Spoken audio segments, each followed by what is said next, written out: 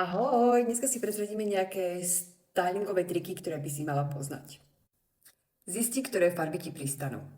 Viem, že existuje farebná typológia, ale podľa mňa ty si tá osoba, ktorá najlepšie vie, čo jej pristane. Takže choď do obchodu, vyskúšaj si rôzne kúsky, urob si nejaké selfiečka a zisti, ktoré farby pristanú tvojej pleti, tvojim očiam, tvojim vlasom.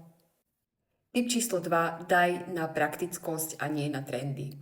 Viem, že každý z nás má nejaké tie chúťky kúpiť si ten najnovší modný výstrelok.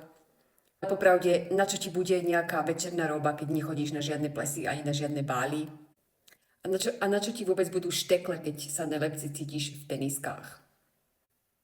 Tip číslo 3. Choď do sekáčov, pretože tam nájdeš naozaj brutálne kúsky. Viem, že sekáče, vintage obchody, smrad, hento, toto, ale oblečenie si opereš, môžeš si ho oprať aj dvakrát.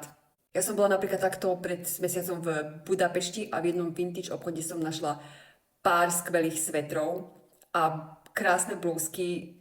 I'm obsessed. A nezabudni ísť aj do pánskej sekcie, pretože tam som našla brutálny oversized blazer. Ďalší dôležitý tip, obliekaj sa pre seba a nie pre druhých.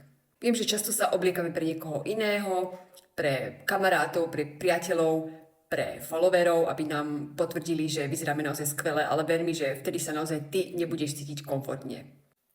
Takže sa obleč do toho, v čom sa cítiš ty najlepšie a až potom budeš fashion queen. Ďalší tip, obliekaj sa pre svoje telo, ktoré už teraz máš. A prosím ťa, nekupuj si kúsky, o ktorých si myslíš, že do nich schudneš, alebo že do nich pribereš, pretože vieš, ako to zvyčajne býva, že takéto kúsky tam stoja potom v skrini.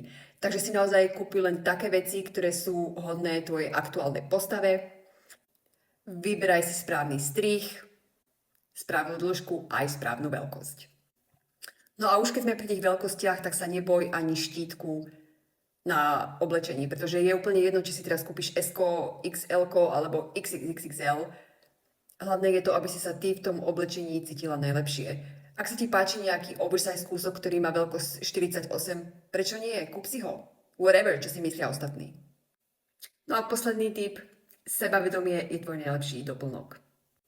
Áno, viem, znie to ako klišé, ale je to naozaj pravda. Pretože keď budeš nosiť svoje veci s istotou, tak ľudia budú automaticky predpokladať, že vyzeráš naozaj coolovo a štýlovo. A to platí naozaj fake it till you make it. Preto si dovol mať svoje vlastné módne pravidlá. Nezáleží na tom, či sa to páči niekomu inému alebo nie, hlavne, že sa to páči tebe.